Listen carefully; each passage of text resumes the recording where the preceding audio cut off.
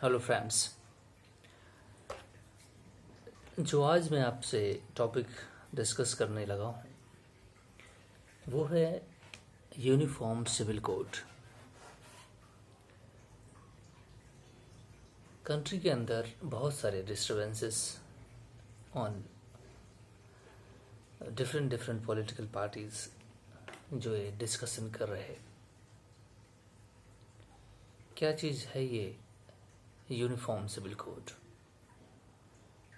ये क्यों ज़रूरी है? इस पर हमें विचार करने की ज़रूरत है। कंट्री के अंदर आप सभी जानते हैं कि बहुत सारे पर्सनल लॉज हैं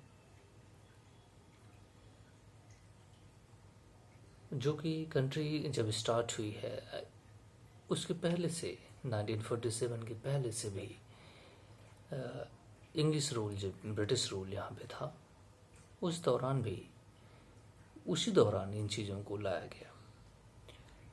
हमारे पास जो भी आज कंट्री के अंदर लॉ हैं वो सारे डिराइव किए जाते हैं इंग्लिश रूल से, ब्रिटिश रूल से। हमारे पास जो आईपीसी है, penal code, Indian penal code, और सीआरपीसी तो 1973 में हमने अडॉप्ट किया, और आईपीसी 1860 के करीब में आया। सती एबोलिशन लॉ एबॉलिश किया गया सती प्रथा को 1928 में, शायद 1828 में। और इस तरह रिफॉर्म्स हमेशा सोसाइटी के अंदर होते रहे हैं। वो सारे सेक्शंस में इसको रेज किया गया है सोसाइटी को ट्रांसफॉर्म करने की डिफरेंट डिफरेंट टाइम फ्रेम में। हमें ये ज़रूरत क्यों है कोई चीज़ रिफॉर्म क्यों किया जाए? रिफॉर्म ज़रूरी होता है, रीज़न है कि जब पुरानी चीज़ें नए सिस्टम को अडॉप्ट नहीं कर पाती, उसको एक्सप्लेन नहीं कर पाती, तो हमें रिफॉर्म की ज़रूरत होती है। उस समय जो सोसाइटी के लोग रह रहे हमारे लोग थे वो बहुत ही नहीं, उनको जो पुराने कॉन्सेप्ट थे उनको चेंज करना उनको बहुत मुश्किल होती थी। लेकिन आज हमने मॉडर्न एजुकेशन सिस्टम अडॉप्ट किया है 47 के बाद से। हमारी लिटरेसी रेट काफ़ी ज़्यादा बढ़ी है। तो हमें जो ट्रांसफॉर्मेशंस आए हुए हैं उसको हमें ध्यान में रखकर सोसाइटी आज ट्रांसफॉर्म हो गई है। लोग अपने राइट्स की डिमांड करते हैं, वुमेन्स अपने राइट्स की डिमांड करती हैं, मेल कैंडिडेट अपने लिए करते हैं, एससी एसटी कम्युनिटीज़ के लोग अपने लिए करते हैं, डिफरेंट रिलीजियस डिनोमिनेशंस अपने एज ए सिटीजन वो डिमांड करते हैं कि हमारे राइट्स किस तरह होने चाहिए, जो प्रोटेक्ट होने चाहिए। हमें डिस्क्रिमिनेशन नहीं होना चाहिए किसी भी काइंड का, अदर अनटचेबिलिटी है या कुछ और। हमने जब भी सोसाइटी में पढ़े लिखे लोगों के नंबर बढ़ते हैं, सोसाइटी अपने आप को रिफॉर्म करने की कोशिश करती है। हम पुराने लॉज से उसको डिफाइन नहीं कर सकते। समझ रहे हैं आप मैं क्या कह रहा हूँ? फॉर एग्जाम्पल के तौर पे और फॉर एग्जाम्पल है कि अगर आप देखें तो मैरिज हमारे यहाँ किस तरह होता है। कास्ट के बिहाफ पर डिस्क्रिमिनेशन कितना ज़्यादा है सोसाइटी के अंदर। हम एक सोसाइटी में रहते हैं, एक जैसे हैं, हम सभी इंडियंस हैं। डिफरेंट डिफरेंट हमारे डिनोमिनेशंस हैं। कोई अंग्रेजी बोल लेता है बेहतरीन, कोई हिंदी बोलता है। हमारे यहाँ कितनी वेराइटीज़ हैं, समझ रहे हो? अगर हम डिस्क्रिमिनेशन करना शुरू कर देंगे एक दूसरे के साथ तो बहुत मुश्किल होगा इसके साथ रहना। हमें हमेशा एक कॉन्सेंट्रिक चीज़ें खोजनी होती हैं जो कॉमन हो, नहीं तो हम सोसाइटी के अंदर रह सकते हैं। सोसाइटी हमारी बहुत अजीब ढंग से बनी हुई है। हमारे लिए ये सारी चीज़ें धीरे धीरे कम हो रही हैं। इसके स्टैटिस्टिक्स रिकॉर्ड भी हैं। आज लोग अपने राइट की डिमांड करते हैं, फुल फ्लैश्ड। उनको बेहतरीन एजुकेशन सिस्टम चाहिए, मॉडर्न टेक्नोलॉजीज़ में अपग्रेड होने की ज़रूरत है, होने की ज़रूरत भी है। ऐसा नहीं है कि दुनिया बढ़ रही है और हम पीछे रह जाएं किसी सिस्टम की वजह से। अगर आप देखें चाइना के डेवलपमेंट प्रोसेस को, जापान को, different section of world societies, तो हम इसको देखेंगे कि किस तरह से हर जगह पर रिफॉर्म्स आए हुए हैं। हमें भी अपने आप को चेंज करने की ज़रूरत है। हम पुराने पैरामीटर्स से नहीं चल सकते। मैं आज इतना ज़्यादा अपने आप को असर्ट करता हूँ, कोई मेरा रिलीजन नहीं है। मैं फुल फ्लेज्ड पूरी तरह विश्वास करता हूँ कॉन्स्टिट्यूशन में, उसकी लिबर्टीज़ में, उसकी फ्रीडम में, ब्रदरहुडनेस में। मुझे कोई भी आज रिस्ट्रिक्शन नहीं है। लेकिन अगर हमें कोई लॉ डिवाइड करता है, ऐसे हमारे सिटीजन्स बहुत सारे होंगे जो आज मॉडर्न एजुकेशन ले रहे हैं, वो बहुत ज़्यादा लिबरल हैं। लिबर्टी जो है ये बहुत ज़रूरी है, फ्रीडम, थॉट, कॉन्सेंस एक्सेट्रा। हमें बहुत ज़्यादा ज़रूरत है मॉडर्न युग में दुनिया किस तरह आगे बढ़ रही है उसको अडॉप्ट करना। यूनिफॉर्म सिविल कोड क्या करने वाला है? ये कुछ करने वाला नहीं है। हमारे जो राइट्स हैं सभी के बराबर हो जाने चाहिए, पहली इम्पोर्टेंट चीज़ है। तभी हम जाकर के सोसाइटी में जो डिवीज़न है उसको कम कर सकेंगे। इंटर रिलीजियस मैरिजेज होनी चाहिए, इंटर कास्ट मैरिजेज होनी चाहिए, इसको हमें अडॉप्ट करना चाहिए।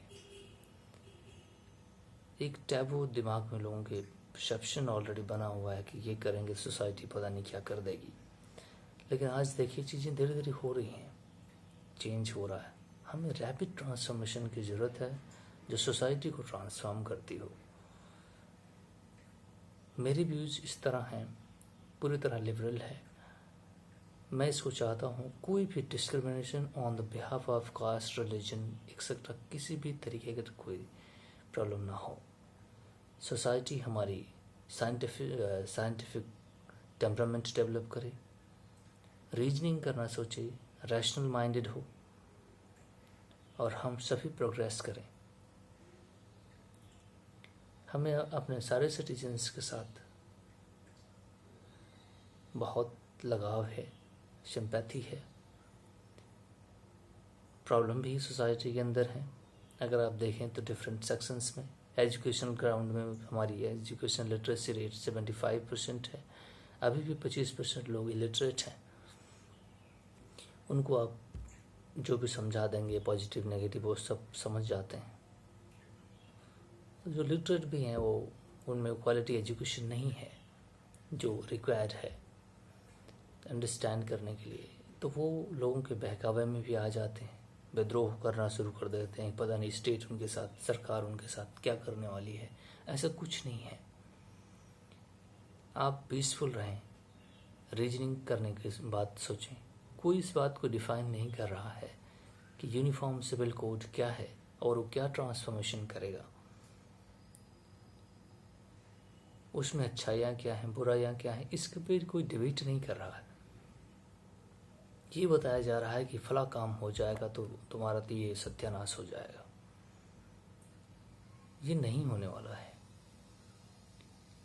स्टेट में जो कॉन्स्टिट्यूशन में फंडामेंटल राइट्स प्रिंसिपल्स दिए गए हैं वो सभी के लिए बराबर हो जाएंगे, जो कि होने चाहिए। वुमेन्स को कब तक हम सोसाइटी से बाहर रख सकेंगे? उनको उनके राइट्स पर मेल डोमिनेटेड पैट्रियार्कल सोसाइटीज़ में हम उनको कैसे ऑपरेट करेंगे? और हम उनको गवर्न क्यों करें? वो उनको भी साइंटिस्ट होना चाहिए, इंजीनियर होना चाहिए, फिजिसिस्ट, बायोलॉजिस्ट। घर से बाहर निकलने की ज़रूरत है। हम रिलीजन में इतना ज़्यादा उसमें दब गए हैं उसके बोझ के नीचे कि हम अपने आप को सोल्यूशन नहीं खोज पा रहे। हमें रैपिड ट्रांसफॉर्मेशन की ज़रूरत है as a society, as a whole. खुदा के लिए मैं ये कहता हूँ, आप लोग अपने माइंड सेट को चेंज करें, साइंटिफिक टेम्परामेंट डेवलप करें, चाहे गरीब है या अमीर है, जैसा भी है, कोशिश करें अपने आप को अपलिफ्ट करने की। हमें एक साइंटिफिक कम्युनिटी चाहिए, एज साइंटिफिक सोसाइटी, जो रीजनिंग कर सके, अपने राइट्स को असर्ट कर सके, और हमें सोसाइटी में कोहेजन से चाहिए, जो बहुत कमी हो रही है। फैमिली डिसइंटीग्रेशन हो रहा है।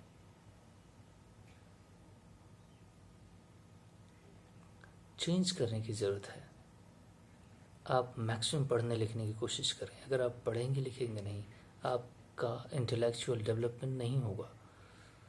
उसकी वजह से आपका स्टेट मीन्स देश भी पीछे जाएगा, आप भी पीछे जाएंगे, आपकी आने वाली जनरेशन्स भी पीछे जाऊंगी। मैक्सिमम पढ़ने लिखने की कोशिश करो। आज जो है फिजिकल वर्क का उतना कंट्रीब्यूशन नहीं है जितना कि मेंटल वर्क का है। कोशिश करें दिमाग से काम करने की, उसका एप्लीकेशन करें जो सर के ऊपर इतना बड़ा रखा हुआ है, ठीक है। कोशिश करें अपने दिमाग का इस्तेमाल करें मैक्सिमम। फिजिकल वर्क में तुरंत जुट ना जाएं। कोई भी काम करें तो कैसे होगा, कैसे करना चाहिए, क्या करना चाहिए, उसको प्रॉपर सोच करके फिर इम्प्लीमेंटेशन पर जाएं। कोई भी काम शुरू ऐसे ना कर दें जनरल। दूसरी चीज़ है, अगर मैं आपको एक सिनेरियो दिखाऊं, अभी इकोनॉमिक सिनेरियो आप देखना चाहें तो 1990 के करीब में इंडिया और चाइना का ग्रोथ रेट बिल्कुल सेम जीडीपी थी। हमने ध्यान नहीं दिया, उसने ध्यान दिया। 3 दशक में 30 सालों में वो भारत को इतना पीछे छोड़ चुका है। हमें पूरा करने में 1947 लग जाएगा, अभी 30 साल और।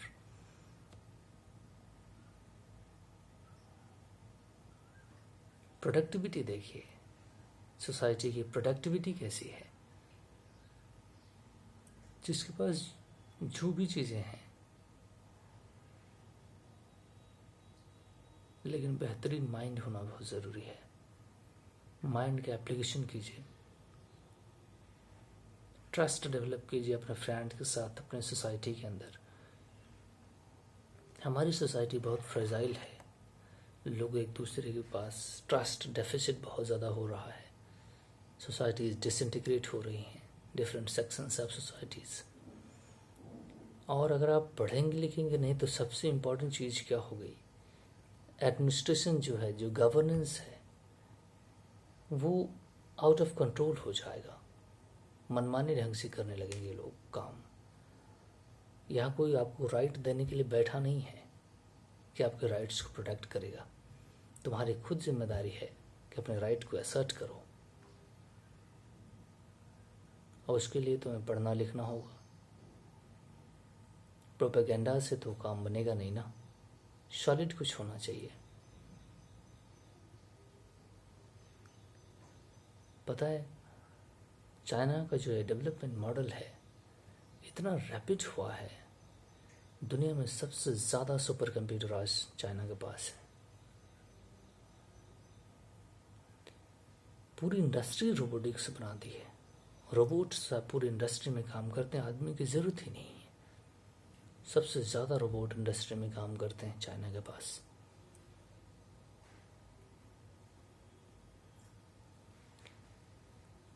जो फिजिकल वर्क है धीरे धीरे कम हो रहा है, क्योंकि जो इंडस्ट्रीज हैं, वेल्थ एक्यूमुलेशन जो है कुछ स्पेशल पार्ट्स लोगों के पास होता जा रहा है। वेल्थ एक्यूमुलेशन, धन जो है एक पर्टिकुलर सेक्शन ऑफ सोसाइटी के पास इकट्ठा हो रहा है।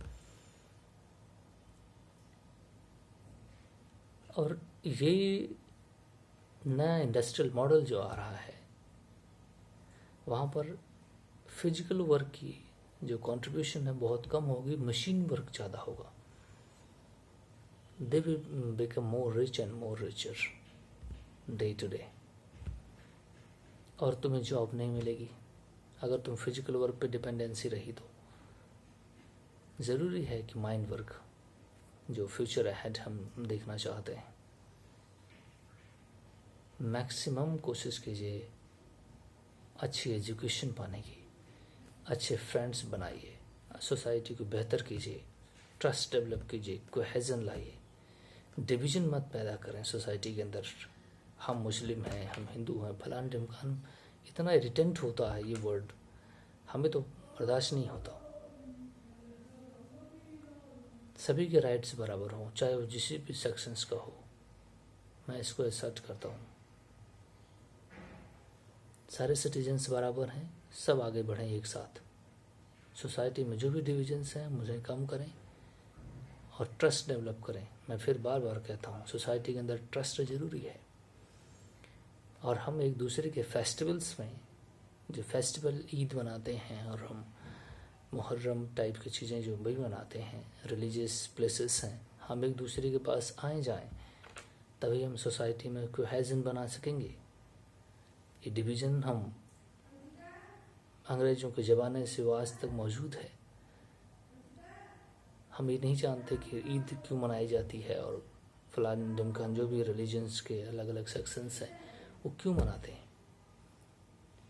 हम जब एक दूसरे के साथ इंटरमिंगल होंगे, आएंगे जाएंगे, बातचीत करेंगे, तो हम समझ सकेंगे कि ये क्या है और फिर कोऑपरेशन टॉलरेंस आएगा। होली, दीपावली जो भी मनाई जाती है, आप दूसरे रिलीजन के प्रति भी रिस्पेक्ट रखें। कोशिश करेंगे जो आपका एक परसेप्शन है वो कम हो। दूसरे रिलीजन के प्रति हाईली रिस्पेक्ट रखें। आप जो फॉलो करते हैं वो तो ठीक है, लेकिन दूसरे के भी प्रति भी सम्मान होना चाहिए। ये दोनों जितने भी सेक्शंस हैं, मैं सोसाइटी को बता रहा हूँ, मुझे बहुत तकलीफ़ होती है। हम अपने देश का सत्यानाश देखते हैं तो हम चाहते हैं कि हमारी society full fledged developed society हो, इंटेलेक्चुअल्स एसेट देश के अंदर हों, बेवकूफ़ी भरा काम ना हो। हम इतने गरीब ऑलरेडी हैं सबसे पहले से ही। 80% लोग देश के पीडीएस का फूड लेते हैं, सरकारी खाना खाते हैं। ये क्या कम दुख की बात है? इन्हें मोबिलाइज करना कितना आसान काम है। जो भी नेता हमारे होते हैं हैंड बंड बोलते हैं, सोसाइटी उसमें डिवाइड होती है, लोग गरीब लोग उसमें परेशान होते हैं। रिलीजन का जिनका कोई लेना देना नहीं है, जो नहीं जानते कि रिलीजन क्या है, भगवान क्या है, अल्लाह क्या है, गॉड क्या है, जो भी है, बड़ी मुश्किल से सबब है हमारे देश में। मैं चाहता हूँ आज जो मीडिया है ये बेस्ट प्लेटफॉर्म है अपनी बात के एक्सप्रेस करने के लिए। मैं बहुत ज़्यादा होशियार नहीं हूँ, लेकिन इतना ज़रूर है, मैं जो देख रहा हूँ मुझे वो कहने का अधिकार है। हमारे को सिटीजन्स जो हैं, हम ऑलरेडी बहुत मुश्किल में हैं। As a society as a whole हमें बहुत सारे काम करने की ज़रूरत है। हमें इनोवेशन में आगे जाना चाहिए। हमारे डिफरेंट साइंटिफिक फील्ड्स हैं, उनमें आगे साइंटिस्ट होना चाहिए। बच्चों को बायोलॉजिस्ट, फिजिसिस्ट नहीं, बहुत सारे सेक्शंस हैं जिनमें काम करने की ज़रूरत है। हमारे पास इतना बड़ा एसेट है। हम लोग 70% लोग तो यंग हैं देश के अंदर, फिर भी हमारी दुर्दशा। हमें बहुत सारे काम करने की ज़रूरत है, फिर हम बकवास के कामों में फंस जाते हैं। इसलिए मैं कह रहा हूँ कि जो आपकी यूसीसी है, कॉन्स्टिट्यूशन में जब ये ज़रूरत थी तो डॉक्टर अम्बेडकर ने इसको रखा भी, पर्सनल लॉज को, लेकिन अब 70-75 साल हो चुके हैं। हमने अब चीज़ों को ट्रांसफॉर्म किया है। हमारे जैसे नई जनरेशन के लोग आए हुए हैं जो इन चीज़ों को बकवास समझते हैं। तो अब सोसाइटी को ट्रांसफॉर्म करने की ज़रूरत नहीं है। क्या आपको नहीं लगता? हमारी जो जनरेशन नई आएगी उसे हम क्या देने वाले हैं? इस पर हमारा विचार नहीं है।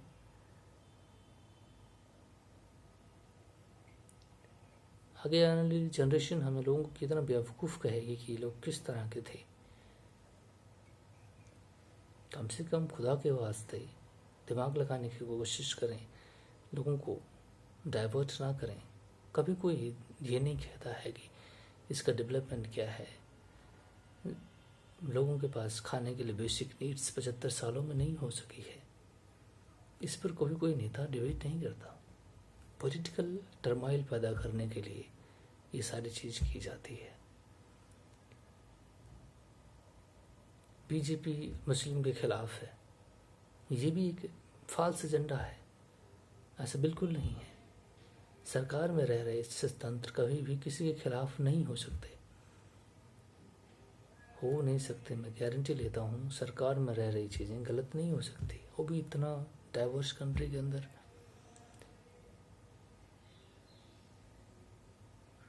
कितनी सारी दिमाग आंखें खुली हुई हैं, कोई गलत करके जा नहीं सकता।